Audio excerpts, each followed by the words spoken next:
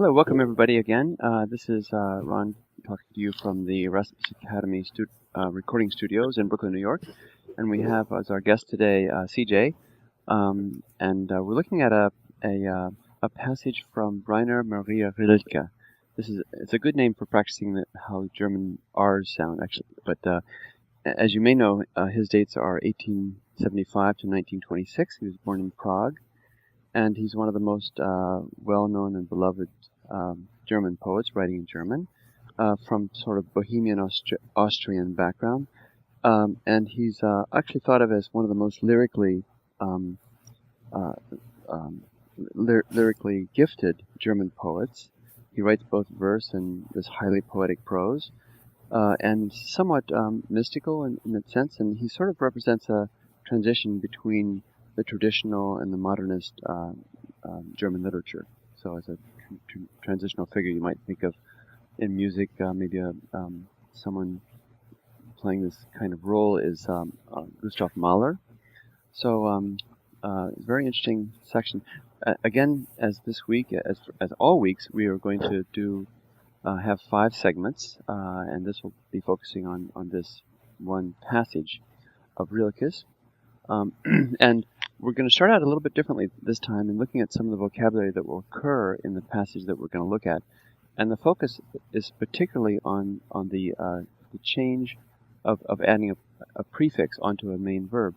So let's take a look at some of these. CJ, you ready to go? And I'm going to mark this here. This should be about, say, 10 to 12 minutes possibly, if we keep the time. So here we go. So atmen just means to breathe. And you have aufatmen, which means to sigh, just a little bit different. So whenever you add a prefix, there's always some change in the meaning of the meaning of the verb. Schlagen just means to hit. Aufschlagen means to open, say a book.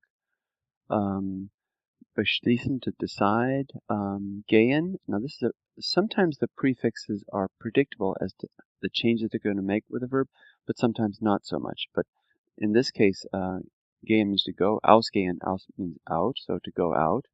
Means always around, so to go around. In this case, a secondary meaning to evade. Umgehen mit, to go around with, to handle, to deal with, or to walk about. Let's see.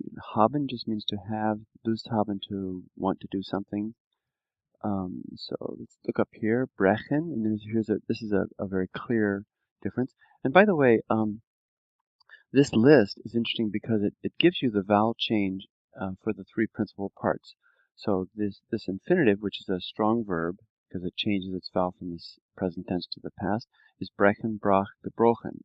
So you have E, A, O. I'm sorry if you can see my marks here. E, A, O.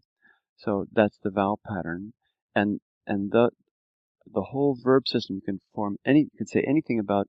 You can express anything you want, because the whole verb system is based just on those 3 principal parts. And once you get the change and the pattern of how they change, then it's really helpful. So ab means just away from. So abbrechen, just means to break off. Darstellen means to place, but darstellen means to depict, so to place something there or in front of one's eyes or views. Drücken just means to press. How would you pronounce this second one, CJ? Ausdrücken. Ausdrücken, yeah, to press out or to express. So our English word express comes directly from this principle here, which I think was interesting. But they don't give the vowel patterns of the 3 principal parts because this happens to be a weak verb, so there's no vowel change as it moves from the present tense to the past. But erfahren does. It comes from fahren, to travel, but erfahren is to experience or to find out. So the vowel pattern would be erfahren, erfuhr, and then erfahren. So A, U, A is the vowel pattern for those 3 principal parts. Here's another one that's fairly straightforward. Sehen. So is this a strong verb or weak verb here, CJ? Strong. Yeah. What would the 3 principal parts be based on these letters? Sehen, sah, geschehen. Gesehen, with G-E, sorry, as the perfect augment you place in front of the verb to form the past participle. So here's one. Sehen just means to see, but ansehen means to view or to look at here. Aufsehen, auf means sort of normally up, so to look up from one's work, for example. Sich umsehen, means to see, look around or look around oneself, look behind. Setzen means to place. Sich hinsetzen is to place something down or place oneself onto a seat or that sort of thing. Springen means to jump. How about aufspringen? What does that mean? Obviously, it's right here. To jump up, to rise quickly. Let's see. Okay, I'm just going to scoot down a little bit here. Let's see. Just 1 second. Okay, then there are a couple more here. So here's one. Küssen, to kiss. It's a weak verb, no vowel change. Nachdenken, to reflect about something. And denken just means to think. And then schneiden means to cut. So durchschneiden is to cut through or to cut in half. Let's read some of these. And I'm sorry the script is a little bit light on this page. On the next page, it's a little bit darker. So let's just read some of these just to get the sound of them a little bit, maybe 1 through 5. So if you just want to repeat after me, CJ. Ich atme auf. Everybody? Ich atme auf. And as we do this, remember our normal pattern is that you would please repeat with CJ so that you get a sense of the sound of the words and the rhythm of the sentence, that sort of thing. Let's go to the next one. Ich schlage das Buch und auf Seite 105 auf. Ich schlage das Buch auf Seite 105 auf. Good. And I guess you can see my mark here now, can't you? Okay. Number 3, just to keep the space, the place. Heute Abend gehe ich aus. Everybody? Heute Abend gehe ich aus. Beschloss, Politiker zu werden. Beschloss, Politiker zu werden. Brechen wir das Gespräch ab. Brechen wir das Gespräch ab. So here in this little sentence here, remember the prefixes that separate from the verb will always float out to the end of the clause or the sentence here. As you see, this comes here. So how would you translate this one? Ich atme auf. I'm sighing, or I sigh, or I breathe out. Good. Ich schlage das Buch auf Seite 105 auf. Here's the separable prefix, goes all the way to the end, so the verb is aufschlagen. Actually, I was going to ask you, CJ, and everybody listening, to try to tell me what the infinitive is first and then translate. So what would be the infinitive for number 2? Aufschlagen. Yeah, and so translate? I opened the book on page 105. Good. How about number 3? Where's the verb? Gehe. Ausgehe. Ausgehen for the infinitive is what I'm asking first, and then Okay. translate? This evening I'm going out. Good. Just translate this number 4. This is decided. He decided to become a politician. Good. How about the infinitive for number 5? Abbrechen. Yeah, translate. And this is let us. Let's stop the. Is this like a conversation? Yeah. Let us stop the conversation. Exactly. Mm-hmm. Maybe it wasn't so interesting. Setz dich hin, Pauschen. Sit down, little Paul. This is the diminutive CHEN. How about the infinitive here, number 7? Darstellen. Mm-hmm. Yeah, and that means to...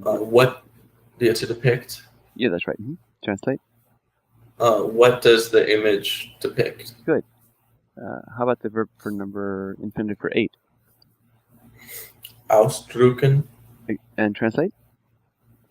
How does one express that? Exactly, yeah. So das is actually the direct object from ausdrücken. Let's see, and this is to experience, so translate number 9. I have experienced it myself. Good. Ich meine es ernst. I mean it seriously, so I take it seriously. To whom does this belong? How about the infinitive for number 12? Nachgedacht. Mm-hmm. Or nachgedenken. Or nachdenken. There you go. Okay. Perfect. There you go. Perfect tense. How would you translate it? I have thought about, or I've thought over that for a long time. Yeah, it's perfect tense. I have reflected about that for a long time. I have thought about it. I have pondered it. Any one of those works pretty well. So we're going to go right now to the next page. Just if you have a little patience here until I grab it. Okay. And this one is a little bit easier to read. Let's read some of these together from 14 down to say 18 or so. Sieh mich an, Marichen. Everybody? Sieh mich an, Marichen. Du brauchst nicht gleich aufzuspringen. Du brauchst nicht gleich aufzuspringen. Kinder müssen beschützt werden. Kinder müssen beschützt werden. Seht euch bevor ihr die Straße überquert. Seht euch bevor ihr die Straße überquert. Yeah, okay. So, sieh mich an means ansehen is to look at me or view me, little Mary. So this is again diminutive. And then this one, what's the infinitive here? In this number 15? In 15. It was the aufspringen. Yeah, aufspringen. So, and then here the zu is added in this case. You do not need to jump up right away. Like, okay. How about translating number 16?